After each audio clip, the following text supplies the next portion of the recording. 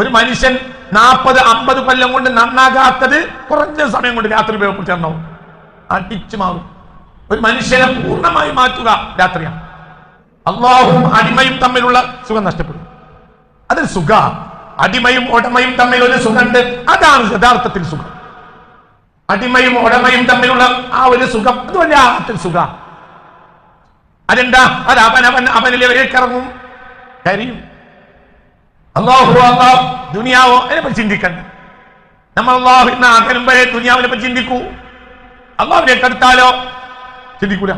ദുനിയാവിനെ പറ്റി ചിന്ത വരുന്നുണ്ടെങ്കിൽ ഉറപ്പിച്ചോളൂ, നമ്മൾ അള്ളാഹുവിൽ നിന്ന് അകലെയാണ്. ദുനിയാവ് പണിയെടുക്കലല്ല, ഒരു പണിയെടുക്കൽ കൊണ്ട് അള്ളാഹുവിൽ നിന്ന് അകലൂല. പക്ഷേ ആ പണിയാണ് എന്നെ ജീവിപ്പിക്കുന്നത് എന്ന് ധരിച്ചാൽ അള്ളാഹുവിനകലും. ഒരു കച്ചവടം ചെയ്താൽ അള്ളാഹുനകലൂല, പക്ഷേ ഈ കച്ചവടം കൊണ്ടാണ് ഞാൻ കഴിഞ്ഞുകൊണ്ടെന്ന് വിചാരിച്ചാൽ അള്ളാഹുനകലും. ഫുൾ ടൈം തിരക്കുള്ള കച്ചവടം, പക്ഷേ ഇത് അയാളെ തൊഴില്, ഇതും അയാളുടെ ജീവിതവും തമ്മിൽ ഒരു ബന്ധമല്ല. എങ്ങനെ? അതുകൊണ്ടല്ലേ ജീവിക്കണത്. അതെ, ഇതല്ലെങ്കിൽ വേറൊന്ന്. എന്താണ് ഖുർആൻ? ഖുർആൻ എന്നാൽ ആയാത്തുൽ ഖുർആനി ബുദൂർ തുർമാ ഫീ ഖുലൂബിൽ ബശർ. ഖുർആന്റെ ആയത്തുകൾ എന്ന് പറഞ്ഞാൽ കുറച്ച് വിത്തുകളാണ്. അത് തുർമാ ഫീ ഖുലൂബിൽ ബശർ വഖുലൂബി ബനി ആദം വഖുലൂബിൽ ഇബാദ്, അടിമകളുടെ ഹൃദയത്തിൽ, പാകപ്പെട്ട ഹൃദയത്തിലേക്ക് എറിയുന്ന വിത്തുകളാണ് എന്ത്? ആയാത്തുൽ ഖുർആൻ. അതിന് ബുദൂർ എന്നാൽ വിത്തുകൾ. ആ വിത്താണ് വളരെ ചിന്തിക്കണം. ഈ വിത്തുകൾ എറിഞ്ഞാലോ, ഈ വിത്തുകൾ എറിഞ്ഞാൽ അത് മനോഹരമായ തോട്ടങ്ങളാവും, മനോഹരമായ തോട്ടമാവും, അത് ജന്നത്ത് തന്നെയാവും. ആ തോട്ടത്തിൽ അള്ളാഹുവിന്റെ ദിക്ർ പാർക്കും. അവിടെ എപ്പോഴും അള്ളാഹുവിന്റെ ദിക്ർ ഉണ്ടാവും. ഈ തോട്ടത്തിൽ, ഏത് തോട്ടത്തിൽ? ഖൽബ് എന്ന തോട്ടത്തിൽ. അതിനെന്താവണം? അതിൽ ഖുർആന്റെ ആയാത്തുകൾ അതിൽ വിത്തെറിഞ്ഞിട്ട് അത് എന്ത് ചെയ്യണം? അത് വളരണം. അത് വളർന്നാൽ അള്ളാഹുവിന്റെ ദിക്ർ അവിടെ ഇങ്ങനെ കളിയാടും. ആ തോട്ടത്തിന്റെ അങ്ങോട്ടും ഇങ്ങോട്ടുള്ള അതിന്റെ ഒഴുക്കും അതിന്റെ സന്തോഷവും അതിന്റെ മർമ്മരങ്ങളും എല്ലാം എന്തായിരിക്കും? അള്ളാഹു എന്ന ദിക്റായിരിക്കും. അതിനെന്ത് വേണം? പാകപ്പെട്ട കൽബിൽ എറിയണം. കൽബ് എന്ന് പറഞ്ഞാൽ ശ്രദ്ധിക്കണം, കൽബ് എന്തിനും പാകപ്പെട്ട നിലയിലാണ് കൽബിനെ പടച്ചിട്ടുള്ളത്. കൽബ് എന്നാലോ അത് അർശുർ റഹ്മാനാണ്, അള്ളാന്റെ അർശാണ്. ഖൽബുൽ അബ്ദ്, അടിമയുടെ ഹൃദയമാണ് അള്ളാഹുവിന്റെ അർശ്. ഒരു അർശ് ലൻ തസഅനി അർളി വലാ സമാഇ വലാകിൻ യസഉനി ഖൽബു അബ്ദി എന്ന് അള്ളാഹു പറയുന്നതായി മുഹമ്മദ് മുസ്തഫ. അള്ളാഹുവിന്റെ സാമ്രാജ്യത്തിന്റെ കേന്ദ്രമാണല്ലോ അർശ്. അർറഹ്മാനു അലൽ അർശി ഇസ്തവാ. ഭൂമിയിലെ അള്ളാന്റെ അർശ് ഖൽബുൽ അബ്ദാണ്. തഖ്ഹിർ ബൈതൻ അസ്കുനു ഫീ, എനിക്ക് വന്ന് പാർക്കാൻ പറ്റിയ ഒരു വീട് നീ ശുദ്ധീകരിച്ചു വെക്ക് എന്ന് മൂസാ നബിയോട് അള്ളാഹു പറഞ്ഞു. അപ്പോൾ മൂസാ നബി ചോദിച്ചു, വകൈഫ ഉതഹിറു വകൈഫ അജിദു ബൈതൻ തസ്കുനു ഫീഹി യാ റബ്ബി ഇന്നക റബ്ബി വറബ്ബുൽ ആലമീൻ. നീ നിനക്ക് പാർക്കാൻ പറ്റിയ ഒരു വീട് ഞാൻ എവിടെ തരപ്പെടുത്താനാണ് റബ്ബേ? ഞാനാണെങ്കിൽ പറ്റും, ഞാനൊരു സാധുവായ മനുഷ്യനാണ്. അയ്യോ വഅൻത റബ്ബി വറബ്ബുൽ ആലമീൻ, സർവലോക രക്ഷിതാവായ നിനക്ക് പാർക്കാൻ പറ്റിയ ഭൂമി, ഒരു വീട്. തഖ്ഹിർ ബൈതൻ അസ്കുനു ഫീഹ്, എനിക്ക് പാർക്കാൻ പറ്റിയ ഒരു വീടിനെ ഭൂമിയിൽ നീ ശുദ്ധീകരിച്ചു വെക്കണം എന്ന് കൽപ്പന കുട്ടി ആർക്ക്? സയ്യിദുനാ മൂസാ തങ്ങൾക്ക് അലൈഹിസ്സലാം. അപ്പോൾ മഹാനവർകൾ പറയാ, വകൈഫ അജിദു ഖൽബൻ ബൈതൻ തസ്കുനു ഫീഹി വഅൻത റബ്ബി വറബ്ബുൽ ആലമീൻ, നിനക്ക് പാർക്കാൻ പറ്റിയ ഒരു വീട് ഞാൻ എവിടെ കിട്ടാനാണ് റബ്ബേ എനിക്ക്? ഞാൻ ഈ ജെറൂസലേം പരിസരവും അല്ലെങ്കിൽ ഈ ഇസ്രായേലി ഭൂമികളും പരിസരവും ആകെ തപ്പിയിട്ടും നിനക്ക് പാർക്കാൻ പറ്റിയ ഒരു വീടിനെ കിട്ടുന്നില്ല. അപ്പോൾ റബ്ബ് പറഞ്ഞു, ശരിയാണ്, എനിക്ക് പാർക്കാൻ പറ്റിയ ഒരു വീട് തെരഞ്ഞാൽ കിട്ടൂല. അവിടെ നിന്ന് മാത്രമല്ല എവിടെയും കിട്ടൂല, എന്നാ കിട്ടും. ലൻ തസഅനി അർളി വലാ സമാഇ, ആകാശവും എനിക്ക് പാർക്കാൻ മതിയാവൂല. ലൻ തസഅനി, എനിക്ക് മതിയാവുകയില്ല.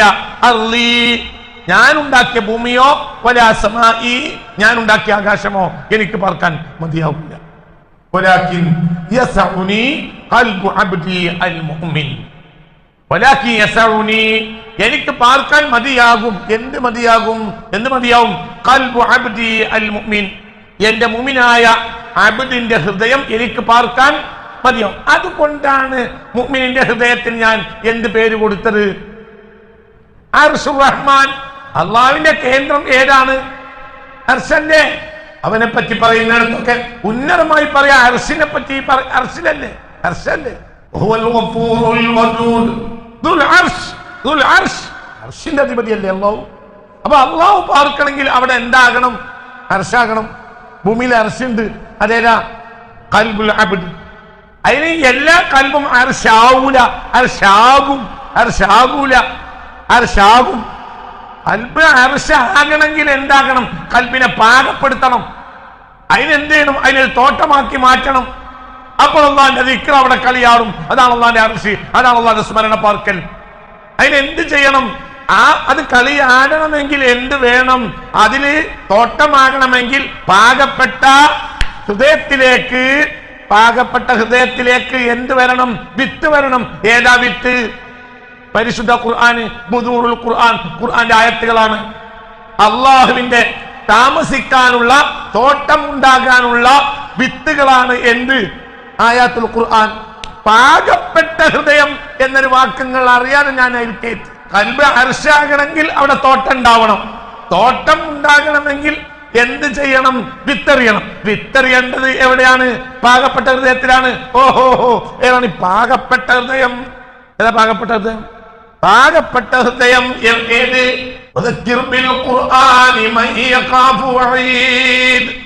ഖാഫ് സൂറത്തിന്റെ അവസാനത്തെ ആയത്ത്.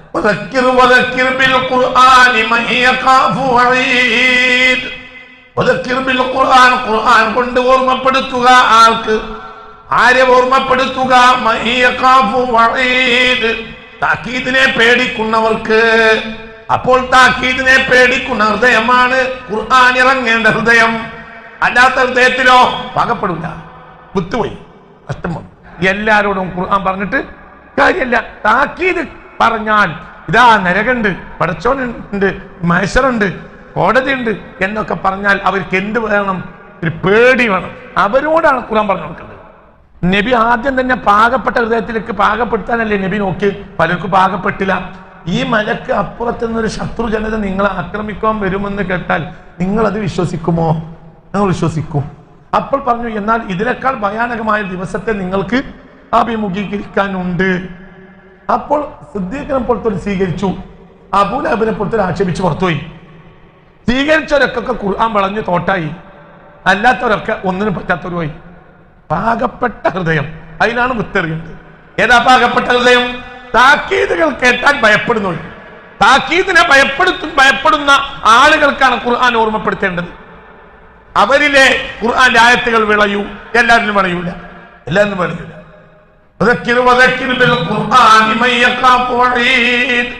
താക്കീത് കേട്ടാൽ ഭയപ്പെടും. താക്കീത് കേട്ടപ്പോൾ പേടിക്കണം. അവനതൊരു സംഭവമായി, താക്കീത് കേൾക്കുമ്പോൾ പേടിയായി, ബേജാറായി. നല്ല ഉഷാറുള്ള വയറ് പറയാണ് ഒരു ഉസ്താദ്.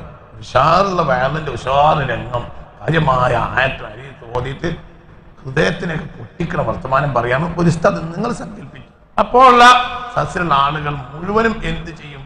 കഴിയും. എന്നാൽ കമ്മിറ്റിക്കാരൻ കഴിയില്ല. കമ്മിറ്റിക്കാരൻ ആ നേരത്താണ് പാട്ടെടുക്കുക.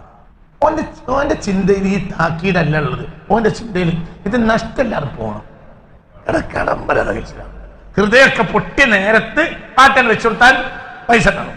വെള്ളിയാഴ്ച വയൽ പറഞ്ഞാൽ കമ്മിറ്റിക്കാരിൽ ഉത്തരവാദിത്തപ്പെട്ട ഒരു 90% വയൽ. അതുകൊണ്ട് അത് മനസ്സിലാക്കാൻ കഴിയില്ല, ഉൾക്കൊള്ളാൻ കഴിയില്ല. അവ പരമാവധി ഹൃദയത്തിനെ പാകപ്പെടുത്തണം. എന്നിട്ട് അതിലേക്ക് ഉത്തരവിടണം. ഒരു സ്ഥലം കൂടി പറഞ്ഞുതരാം. ഒരക്കിർ, ഈ തെറുക്കീറുമായി ബന്ധപ്പെട്ടൊക്കെ ഖുർആനുമായി ബന്ധപ്പെടുന്ന കാര്യങ്ങളാണ് ഖുർആനിൽ.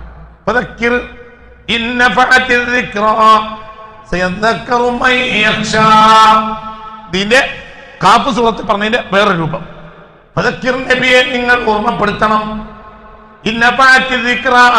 സതുപദേശങ്ങൾ ഉപകരിക്കുമെങ്കിൽ. എപ്പോഴാണ് ആർക്കാണ് സതുപദേശം ഉപകരിക്കുക? പേടിക്കുന്നവർക്ക് ഉപകരിക്കും. പേടിക്കുന്നവർക്ക് ഉപകരിക്കുള്ളൂ, അല്ലാത്തവർക്ക് ഉപകരിക്കില്ല. അപ്പോൾ ഹൃദയത്തിലേക്ക് താക്കീതുകൾ ഇട്ടുകൊടുത്ത് പാകപ്പെട്ട ഹൃദയത്തിലേക്ക് എറിയും. എന്തെറിയും? ഈ വിത്തെറിയും. ആ വിത്തും ഭൂമിയും അബ്ദിന്റെ ഹൃദയവും ഖുർആനിന്റെ ഈ ആയത്തുകളും തമ്മിൽ താദാത്മ്യപ്പെട്ടാൽ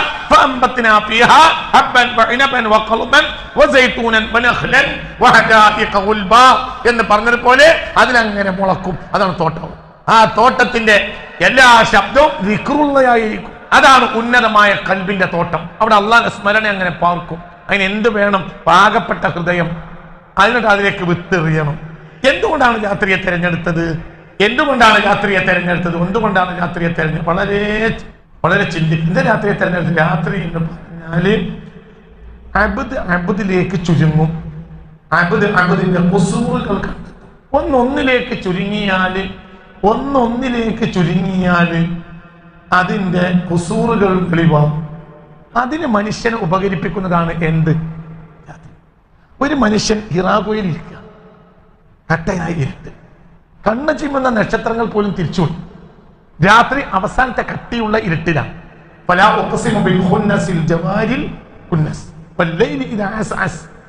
ആ ഒരു സമയത്താണ് ആര് വരുന്നത്? അപ്പോൾ ആ മനുഷ്യന്റെ മുന്നിൽ തന്റെ നെഫ്സ് കൊണ്ട് വായിക്കാൻ കഴിയുന്നതേ ഉള്ളൂ. അവിടേക്കാണ് ആര് വരുന്നത്? ഇതാണ് സത്യത്തിൽ ഖുർആനിന്റെ ഭൂമി. മുത്തുനബിക്ക് പകലും വന്നാലും രാത്രി വന്നാലും മുത്തുനബിക്ക് പ്രശ്നമില്ല. പക്ഷേ അന്ത്യനാൾ വരെയുള്ള അബ്ദിനെ ഇത് ഉൾക്കൊള്ളണമെങ്കിൽ അബ്ദിന്റെ ഖുസൂർ കണ്ടെത്തണം. ഖുസൂർ ഇല്ലാത്ത ഒരാൾക്കാണ് അല്ലാഹു ആദ്യമായി നൽകിയത്. എന്നിട്ട് ആ ആൾക്ക് ഖുസൂർ ഇല്ലാത്തത് കൊണ്ടാണ് ആ ആൾ അള്ളാഹുവിന്റെ മുന്നിൽ ഇങ്ങനെ ഒരു ഇരുത്തത്തിന് തയ്യാറായത്. നമ്മൾക്ക് ഖുസൂർ ഉള്ളത് കൊണ്ട് ഖുസൂറിനെ ഹിജാബുകൾ ഉണ്ടാവും. ഹിജാബുകൾ ഉള്ള സാഹചര്യത്തിൽ നമുക്ക് നമ്മുടെ ഖുസൂറിലേക്ക് നോക്കാൻ കഴിയില്ല. എന്നാൽ അന്ത്യനാൾ വരെ ഇത് നമുക്കുള്ള ഒരു പ്രതീകാത്മകതയാണ്. പ്രതീകവൽക്കരിച്ചതാണ് രാത്രി. രാത്രിയെ സൃഷ്ടിക്കാൻ കഴിയാതെ ഖുർആൻ ഉപകരിക്കൂല. രാത്രി ഒരാൾ അതും ഏത് രാത്രി? രാത്രിയുടെ അന്ത്യയാമത്തിന്റെ പ്രത്യേകത എന്താ? വന്നാസുനിയാം, പരിസരത്തുള്ളവരെല്ലാം ഉറങ്ങും. ഹത്താ സൗജതുഹു ഔ സൗജുഹാ, കൂടെ കിടക്കുന്ന ഭാര്യ ഉറങ്ങും, കൂടെ കിടക്കുന്ന ഭർത്താവ് ഉറങ്ങും, ആരുമില്ല, എല്ലാരും ഉറങ്ങി. ഇനി അബ്ദും മഹബൂദും മാത്രമേ ഉള്ളൂ. അപ്പോൾ മഹബൂദിന്റെ മുന്നിലേക്ക് അബ്ദിന്റെ മനസ്സ് ഉണരും. അബ്ദിന്റെ മനസ്സ് മഹബൂദിലേക്ക് ഉണർന്നു കഴിഞ്ഞാൽ ആ സെക്കൻഡിൽ താഴും. എന്തുകൊണ്ട് താഴും? എന്റെ മഹബൂദിന്റെ മുന്നിൽ നിൽക്കാൻ ഞാൻ യോഗ്യനല്ല. ആ താഴ്ച താഴും. ആ താഴ്ച താഴ്ന്നാൽ പിന്നെ ആഴത്തിലേക്ക് ആ നെളറത്തിറങ്ങും. എന്തിലേക്ക്? തന്റെ ഖുസൂറിലേക്ക്. അപ്പോൾ അവൻ അള്ളാഹനെ പേടിക്കുന്നവനായി. അപ്പോൾ അവന് ഖുർആന്റെ ആയത്തുകൾ ഉപകരിക്കും ചെയ്യും. ഇതാണ്. അല്ലാതെ അത് മറാത്ത് രാവാണോ, അത് മെഹറാജിന്റെ രാവാണോ, അത് മറ്റേ രാവാണോ, അത് മറിച്ചേ രാവാണോ, ഇതിൽ തർക്കിക്കല്ല നമ്മളുണ്ട്. ഏതാണ് ഈ ലൈലത്ത്? ഇതാ അൻസൽനാഹു ഫീ ലൈലത്തി മുബാറക എന്ന് പറഞ്ഞ ലൈലത്ത് ഏതാണ്? അത് ബറാഅത്താണോ, അത് ഖദറാണോ? ഈ ബറാഅത്തുമാണ് ഖദറുമാണ്, രണ്ടും ശരിയാ. എന്നാലോ ആ ബറാഅത്തിനെയും ഖദറിനെയും മാത്രം നോക്കി കണ്ടാൽ നമുക്കിത് മനസ്സിലാവില്ല. എന്തിന് രാത്രിയെ തെരഞ്ഞെടുത്തത്? എന്തിന്? അബ്ദിലേക്ക് തിരിയണമെങ്കിൽ അബ്ദിന്റെ ഖുസൂർ കണ്ടെത്തിയാലല്ലാതെ അബ്ദിന് ഖുർആൻ ഉപകരിക്കുകയില്ല. അബ്ദിലേക്ക് തിരിയണമെങ്കിൽ മറ്റൊന്ന് അവനെ തിരിക്കുന്നത് അവന്റെ മുന്നിൽ ഇല്ലാതിരിക്കണം. ഒരു മനുഷ്യൻ അവന്റെ ഏകാഗ്രതയിൽ എത്ര ക്രൂരനാണെങ്കിലും അവന്റെ ഖുസൂറിലേക്ക് നീങ്ങിയിട്ട് നാദിമാവും. ഇത് ഖാബീലിനുണ്ടായതാ. അവസാനം ഖേദിക്കുന്നവനായി ആര്? ഖാബീല്. ഇത് അവസാനം ഖിയാമത്ത് നാൾ വരെയുള്ള മനുഷ്യന്മാരിൽ ക്രൂരനായ മനുഷ്യൻ ഒരു സെക്കൻഡിൽ ഉണ്ടാവും. പക്ഷേ അവന്റെ ഏകാഗ്രതയിലാണ് ഉണ്ടാവുക. അല്ലെങ്കിൽ കുഴങ്ങണം. അവന്റെ ഒരായ്മയെ കണ്ടെത്തണം. അല്ല ഖുസൂർ. ഒരായ്മകൾ, അതാണ് ഖുസൂർ ബഹുവചനം. അതോടുകൂടെ ഹാബീലിനെ കൊന്നിട്ട് പിന്നെ സ്വയം ചിന്തിച്ചു. പിന്നെ കാണുന്ന എല്ലാം അയാൾക്ക് ചിന്തയായി. ഒരു കാക്കയെ അയച്ചു. കാക്ക മണ്ണ് നീക്കി മറ്റൊരു കാക്കയുടെ ജഡം മറവ് ചെയ്തു. അപ്പോൾ ഈ ജഡം കൊണ്ട് ഞാൻ എന്ത് ചെയ്യുമെന്ന് പോലും അറിയാതെ അവസാനം അത് കണ്ടെത്തി.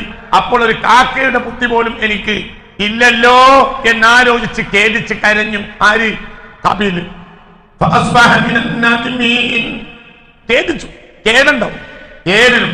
ഒരു മനുഷ്യന് അവനിലേക്ക് മടങ്ങിയാൽ ഖേദിയായാലോ ഉപകരിച്ചു. താക്കീതിന്റെ മുന്നിലാണ് ഖേദം വരിക. താൻ അഭിമുഖീകരിക്കുന്ന കാര്യങ്ങൾ അത് മനുഷ്യന് ഖേദം വരും. അതിന് മനുഷ്യന്റെ മുന്നിൽ അവന്റെ തിക്തമായ സമയങ്ങളും ദിവസങ്ങളും ഭാവിയും അതിന്റെ മുന്നിലാണ് മനുഷ്യന് ഖേദം ഉണ്ടാവുക. ഇവിടുന്ന് ഇപ്പോൾ കരഞ്ഞ് മരിച്ചു പോയ മനുഷ്യനെ നമ്മൾ മഹ്ശറിൽ നിന്ന് കാണുമ്പോ ചിരിച്ചിട്ട് ബോധമുണ്ടാവില്ല. എന്തുകൊണ്ട്? നിങ്ങളോട് ഇതുവരെ കഴിഞ്ഞതിൽ നിന്ന് അയാൾക്ക് എന്ത് മനസ്സിലായി? ഇവിടുന്ന് ഇപ്പൊ നമ്മൾ കരഞ്ഞ് ചിരിച്ച് കരഞ്ഞ് പൊട്ടിക്കരഞ്ഞ് മരിക്കാണല്ലോ എന്ന് പറഞ്ഞ് കരിഞ്ഞ് മരിച്ചു പോയ മനുഷ്യനെ മനുഷ്യരിൽ നിന്ന് കാണുമ്പോൾ അയാൾ ചിലപ്പോൾ ചിരിയോട് ചിരിയായിരിക്കാം. എന്തുകൊണ്ട്?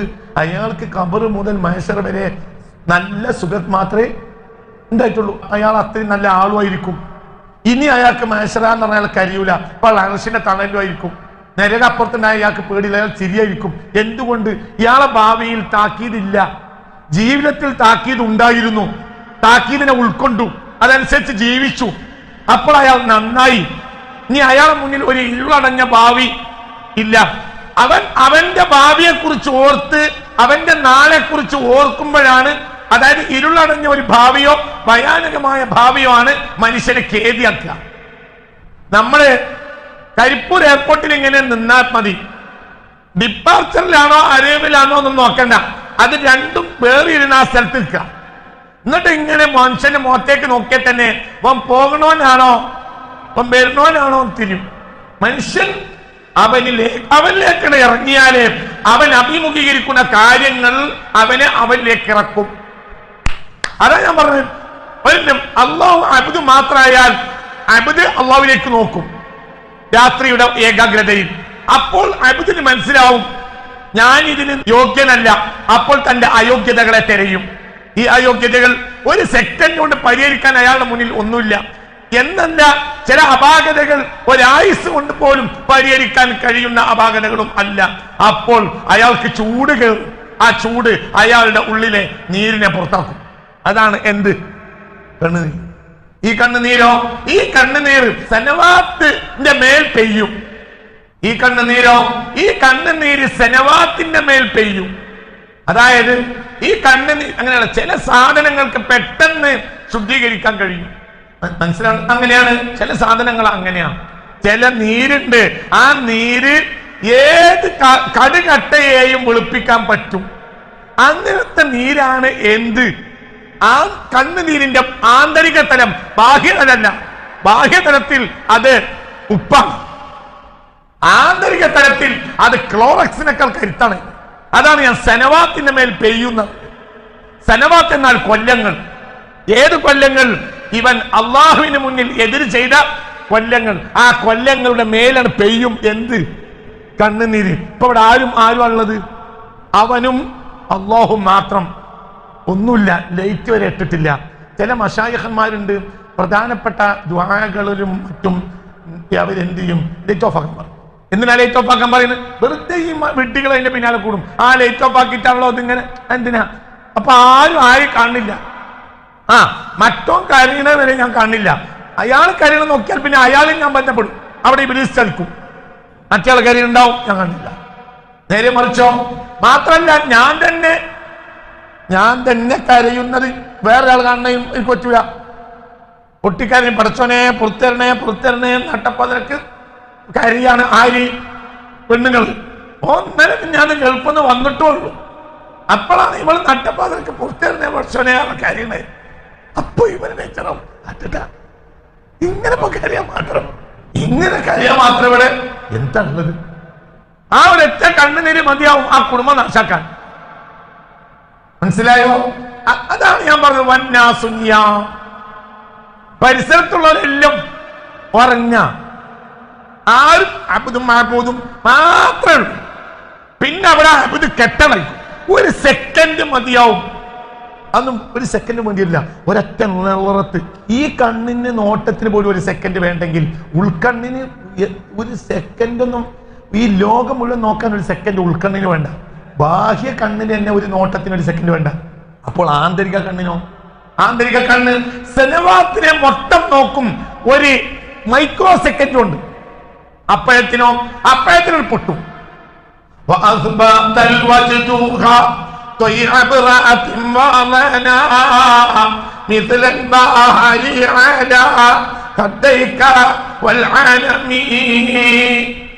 കരഞ്ഞ് കരഞ്ഞ് രണ്ട് ചാലായി.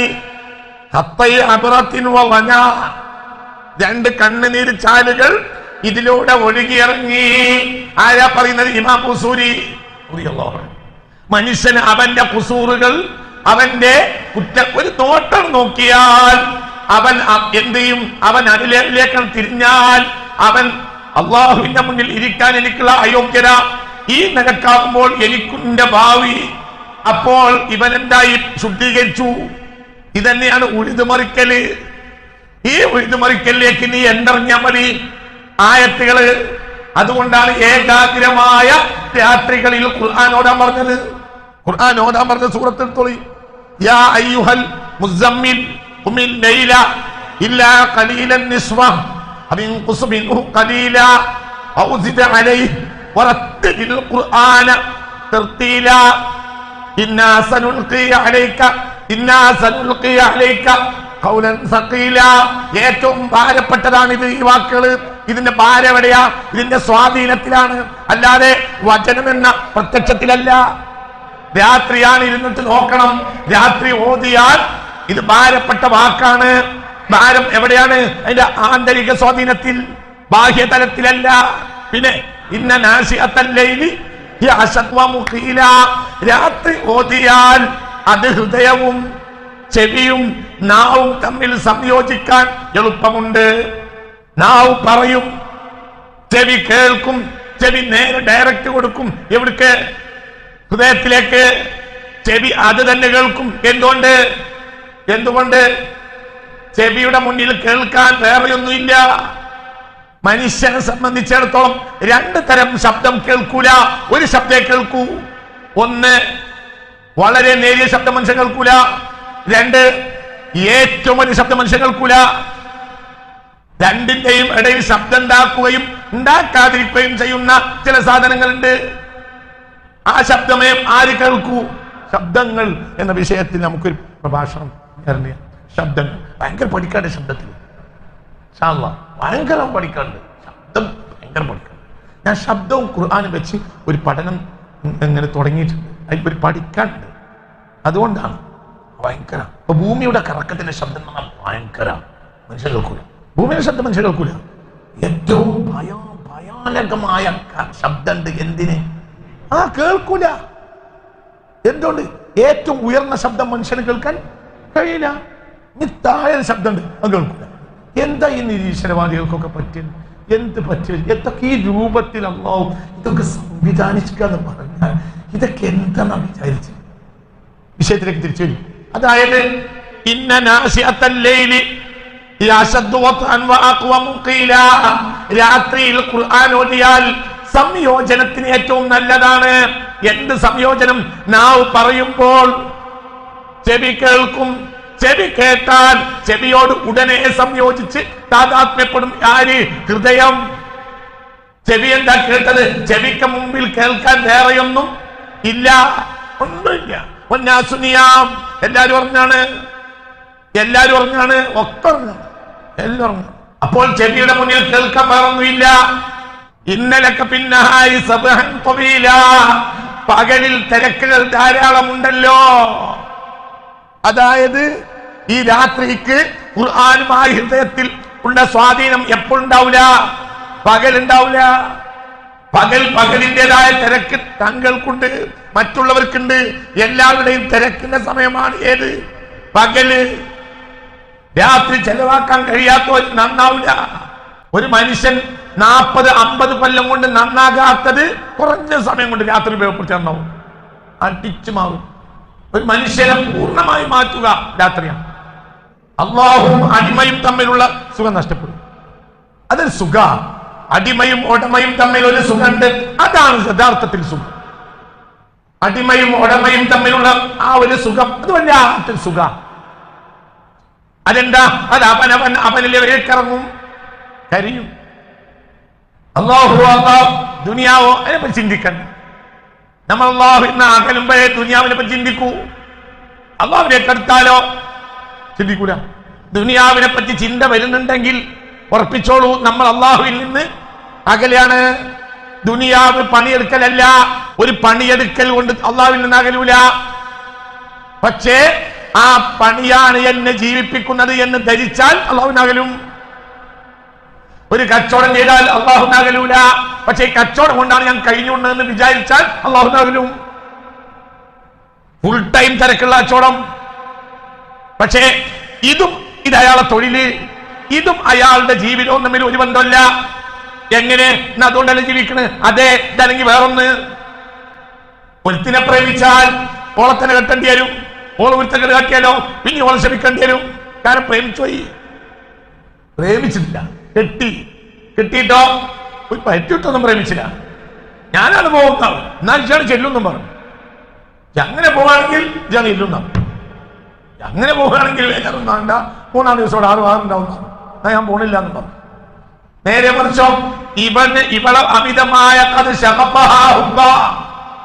അമിതമായ പ്രേമമാണെന്ന് പറഞ്ഞാൽ എന്നോട് നെട്ടിക്കും. എന്തുകൊണ്ട്? ഇവളെ വിടാൻ കഴിയില്ല. നേരെ മറിച്ച് ദുനിയാവിനെ ഇവൻ അനുഭവിക്കും, എന്നാൽ പരിധി വിട്ടിട്ടൊന്നുമില്ല. ഓളല്ലെങ്കിൽ വേറൊരാള് എന്നാണെങ്കിലോ, മനസ്സിലായോ? നെട്ടിക്കൂല, അമിതമായ സ്വാധീനം ഉണ്ടാവില്ല. ഈ കച്ചവടം അല്ലെങ്കിൽ വേറൊരു പണി, ആ പണി അല്ലെങ്കിൽ വേറൊരു പണി. ദുനിയാവും വ്യത്യാസമുണ്ട്.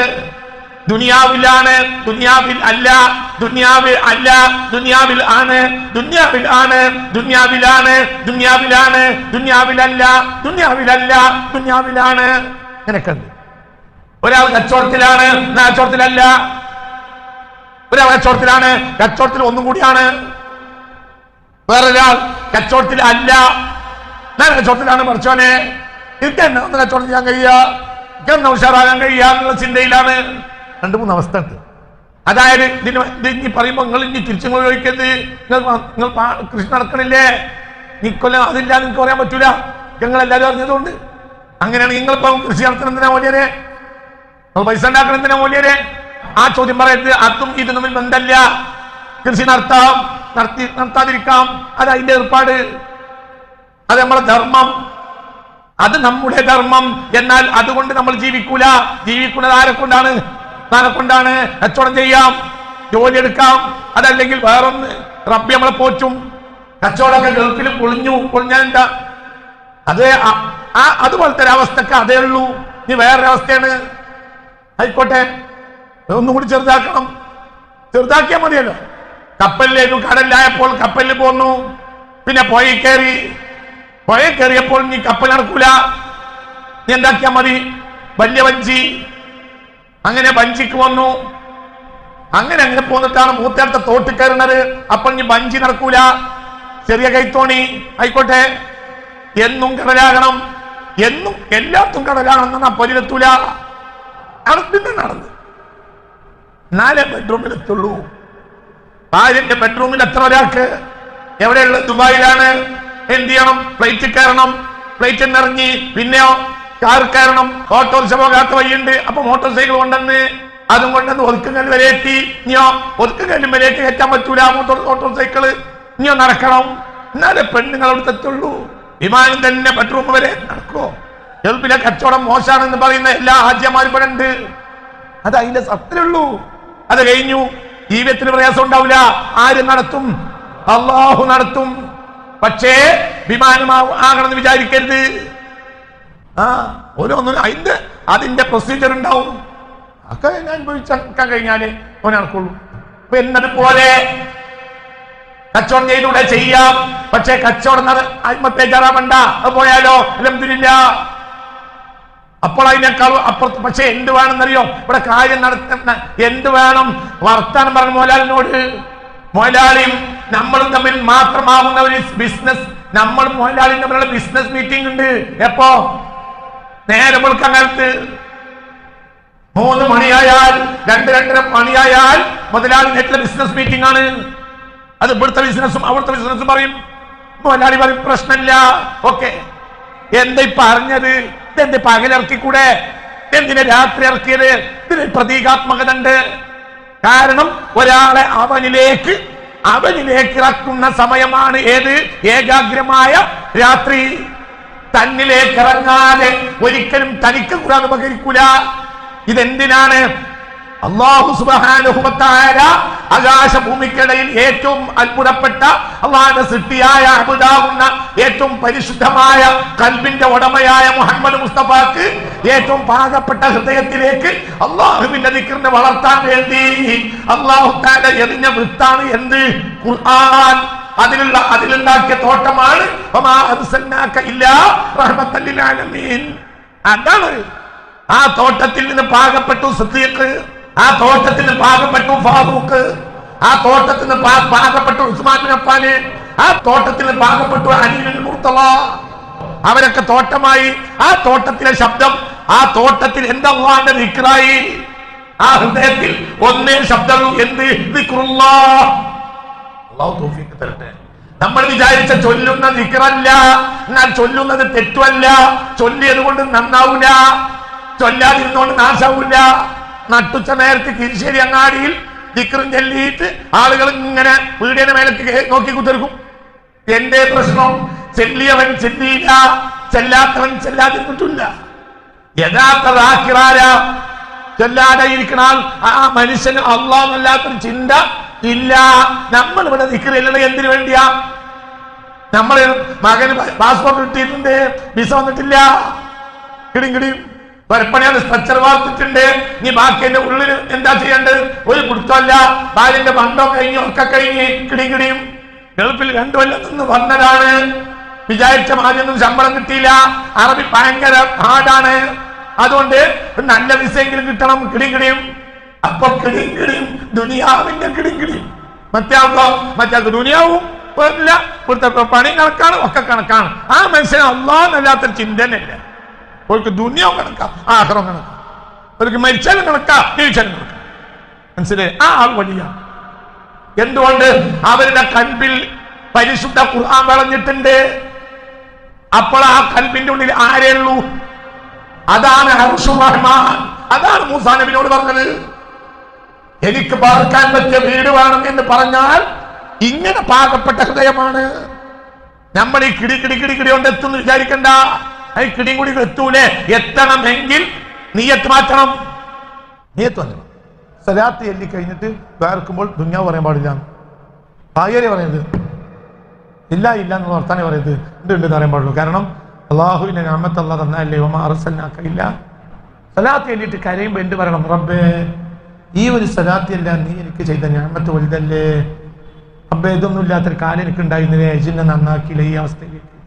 പടച്ചോനെ, എജിനെ ഒന്നും കൂടി നന്നാക്കി, ഇന്നൊന്നും കൂടി സലാത്തിയല്ല എനിക്ക് സൗകര്യപ്പെടുത്ത്, ദിക്റെല്ലാം സൗകര്യപ്പെടുത്ത്, നിന്റെ വാക്കല്ലാതെ ചിന്ത എന്റെ മനസ്സിൽ ഹൃദയത്തിലുണ്ടാ ഇല്ലാതാക്ക്, ഞാൻ നന്നാക്ക് റബ്ബേ എന്ന് പറഞ്ഞ കാര്യ.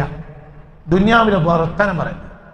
പിന്നെ ദുനിയാവ് എപ്പോഴാണ് പറയാം? അതിന് ഞങ്ങളോട് ഒരു വഴി പറഞ്ഞിട്ടുണ്ട്. ഒരു യാ ലത്തീഫില്ല, ഒന്നിരിക്കൽ 129 വട്ടം അല്ലെങ്കിൽ 1000 വട്ടം അള്ളാഹിനോട് പറയാം, ലത്തീഫായ റബ്ബേ, എന്റെ ദുനിയാവിലെ പ്രയാസം നിനക്കറിയാലോ, അത് എന്നോട് എപ്പോഴും പറയേണ്ട ആവശ്യമില്ലല്ലോ, നേരെയാക്കി തരണം. 1000 സ്വലാത്ത് ഞാൻ പറയുകയാണെങ്കിൽ സിറാത്ത് പാലത്തിൽ രക്ഷപ്പെടാൻ പെടും. ഇതുകൊണ്ട് ഞാൻ പറഞ്ഞത് അത് രക്ഷപ്പെടുത്തി തരണം. ഞാൻ ഈ സ്വലാത്തിലുള്ളത് മരണത്തിന് ശേഷമല്ലാത്തൊരു വർത്താനം സ്വലാത്തിൽ പറയുന്നത്. അതൊക്കെ അടുത്ത കാലഘട്ടത്തിൽ എനിക്ക് കിട്ടിയ ചില അറിവുകളാണ്. ഞാൻ റബ്ബിന്റെ സഹായത്താൽ സ്വലാത്തിൽ ഒന്നും പറയില്ല. ഈ തിരിച്ചറിവൊന്നും പണ്ട് എനിക്കില്ല. ഈ അടുത്ത കാലത്ത് കിട്ടിയ തിരിച്ചറിവാണ്. സ്വലാത്ത് എഴുതിയിട്ട് ഒന്നും പറയുന്നത്. ഞാനൊരു യാത്രയിൽ ഒരിക്കലും ഒരാളെ കണ്ടു. അതാണ് എൻ്റെ ചിന്ത മാറാനുള്ള ഒരു കാരണം. ഞാനൊരു യാത്രയിൽ ഒരു ആളെ കണ്ടു. അപ്പൊ അയാളോട് വേറൊരാൾ വന്ന് പറയുന്നുണ്ട്, ഫക്കീറാണ്, നിങ്ങൾ എനിക്ക് വേണ്ടി ദ്വാരക്കണം. അപ്പൊ അയാൾ ചോദിച്ചു, അറബിയ, രണ്ടാളും അറബിയ. അപ്പൊ ഈ ആള് ചോദിക്കണം, ഈ സൂഫി അയാൾ ചോദിക്കും, അന്ത മുസ്ലിം? മുസ്ലിമാണോ? മുസ്ലിമാണ്. അള്ളാഹു തആല എനിക്ക് ദുനിയാവിലെ ഏറ്റവും വലിയ നിഅമത്താവുന്ന ഇസ്ലാം തന്നിട്ട് ഇങ്ങനെ ഫക്കീർ എന്ന് പറയുന്നത്. എനിക്ക് റസൂലുള്ളാഹിനെ ഇഷ്ടല്ലേ, അള്ളാഹിനെ ഇഷ്ടല്ലേ? അപ്പൊ അത് പറയും അള്ളാഹുവിനെയും റസൂലിനെയും അള്ളാഹ് നിനക്ക് തന്നില്ലേ, പിന്നെ എങ്ങനെ ഫക്കീറാവുക? അതിന് വലിയ മുതലെന്താ? മുത്തുനബിയോട് എനിക്ക് ഇഷ്ടല്ലേ, ഉണ്ട്, പിന്നെ എങ്ങനെ ഫക്കീറാകുക? കഴിയില്ല. ഈ ലോകത്തെ ഏറ്റവും വലിയ അനുഗ്രഹം നിന്റെ പെടല്ലേ, പിന്നെ എങ്ങനെ ഫക്കീറാവുക? ഒരു 5 മിനിറ്റ് ഒന്നുമില്ല സംസാരം, അത് എന്റെ ഉള്ളിൽ ഇടിയറുണ്ട്. ഞാനാണ് ധരിച്ചുപോയി. പിന്നെ ബഗ്ദാദിലേക്ക് ഏകദേശം ഒരു 10-200 കിലോമീറ്റർ ഉണ്ട്. അത് മുഴുവൻ എന്റെ മനസ്സിൽ ഇയാളല്ലാതല്ല, ഇപ്പോഴും എന്റെ മനസ്സിൽ അയാളേ ഉള്ളൂ. ഒരു മെല്ലിച്ചൊരു കറുത്തരി, ഒരു മെല്ലിച്ചൊരു ഒരു കുപ്പായിട്ടുണ്ട്, ഒരു മെല്ലിച്ച മനുഷ്യൻ, വെളുത്തിട്ടാണ്, പക്ഷെ മെല്ലിച്ച മനുഷ്യൻ. വസ്ത്രം കൊണ്ട് അയാൾ വെളുത്ത വസ്ത്രമല്ല, പക്ഷെ അയാളുടെ ഹൃദയം ഭയങ്കര. അയാള് ഒരു 4-5 മിനിറ്റ് കൊണ്ട് അടിമുടിയാണ് മാറ്റി. എനിക്ക് ആ യാത്ര മുഴുവൻ അയാൾ മാത്രമൊന്നുമല്ല, എന്റെ മനസ്സിൽ വല്ലാത്തൊരു സ്വാധീനം. സത്യമാണ് പറഞ്ഞത്. ഒരു മതാവ് ദുനിയാ ഖലീൽ, ദുനിയാവിലെ മതാവ് വളരെ നിസ്സാരാണെന്ന് അള്ളാഹ് പറഞ്ഞിട്ട് നമ്മൾ ഈ അള്ളാഹു റസൂലിനെ കിട്ടിയവര് അതിനെന്ത് പ്രശ്നമാക്കണം? പിന്നെ നമ്മൾ ബിസിനസ് മീറ്റിംഗ് ഉണ്ടായിക്കോളി, രാത്രി നട്ടപ്പാതിരൊക്കെ നേരം വെളുക്കാൻ കാലത്ത് യാ ലത്തീഫ് 1000 വട്ടം ചൊല്ലി ആരോട് പറയാം? അള്ളാഹ് ബാക്കി നേരെ സ്വലാത്ത് ചൊല്ലിയിട്ട് പരലോകത്തെ കാര്യവും പറയാം. അല്ലാതെ നമ്മൾ ഈ മകളെ കെട്ടിക്കാനും മരുവനും പെണ്ണെട്ടാനും പറയുന്ന ഭർത്താനും പറഞ്ഞിട്ട് എങ്ങനെ മനുഷ്യന്മാരെ സിറാത്ത് പാലത്തിൽ രക്ഷപ്പെടുക? സിറാത്ത് പാലത്തിൽ ഞാൻ സലാത്ത് ചൊല്ലിയ ആളാണ്, കയറാൻ മനക്കറിയും പറ്റൂല. വിസക്കല്ലേ, അതവിടെ കിട്ടിയില്ലേ? നമ്മൾ വിസക്കും കച്ചവടം ലെവലാകാനല്ലേ സലാത്തിൽ? കിട്ടിയില്ലേ? അസ്രായിൽ വരുന്നത് മുതൽ ഉള്ള വർത്താനം അല്ലാതെ സലാത്തിൽ പറയേണ്ടിയുണ്ട്. സലാത്ത് വലിയ മുതലല്ലേ? ഞാൻ കുറച്ച് മശക്കത്തിലാ. 1,24,000 സലാത്തിൽ ഫാത്തിഹ ചൊല്ലി എന്ന് പറഞ്ഞാൽ നമ്മൾ വിചാരിക്കും ഇവനൊരു 10-40 ദിവസമെങ്കിലും വേണ്ടി വരും. ചില ആളുകൾക്ക് നമ്മൾ കുട്ടിച്ചാത്തന്റെ പണി കൊടുത്തമാതിരി കൊടുക്കും.